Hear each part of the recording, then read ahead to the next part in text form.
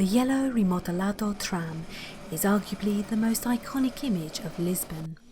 Few tourists will leave the Portuguese capital without having had a ride on one. Few touring passengers will leave the tram itself to explore the city on foot, so most of Lisbon's historic landmarks only ever get seen from inside a moving tram. As well as its century-old tram network, Lisbon also relies on a number of equally aged funiculars to carry passengers up and down the more steeper parts of town. 3 Ascensores or Elevadors have been operating in Lisbon since the 1890s. The stunning city views revealed en route often distracts passengers from the noise and from how scarily close the carriages pass by buildings and each other. 2 of the funiculars have recently restored and rather charming original 19th century terminal stations, where one can wait for the next carriage to eventually arrive into.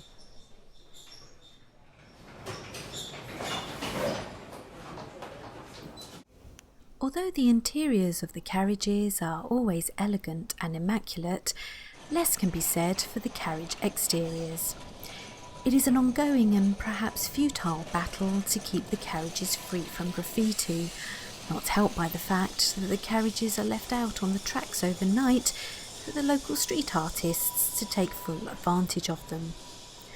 Nonetheless, the sight of a Lisbon funicular carriage passing by in whatever state it's in still leaves most tourists in awe. The ascent of the Ascensor de Gloria, however, is certainly the exception.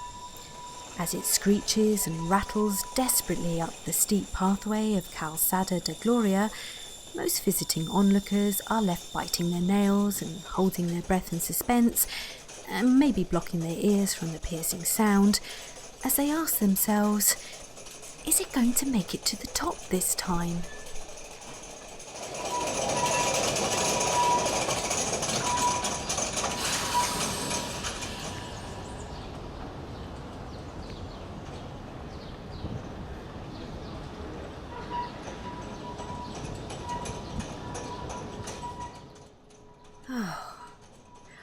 I guess it did.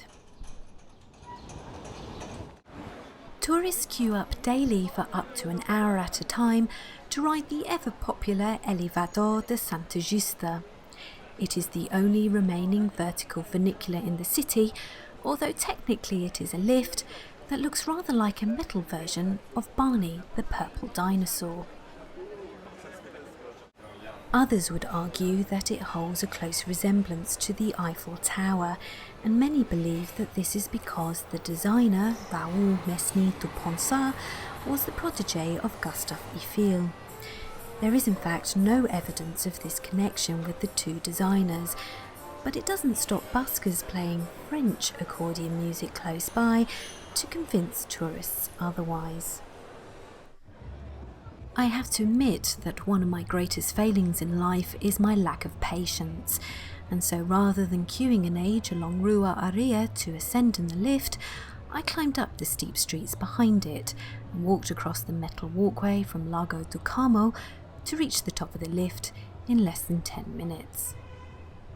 The stunning views across Lisbon can be enjoyed at no extra cost from this level, but to enjoy them without wire fencing in the way, an additional fee during peak times gives access to the upper levels via the spiral staircase. The first upper level isn't always open to the public, but on this evening it was, or at least nothing was stopping me from stepping out onto the platform and enjoying stunning views across the Portuguese capital.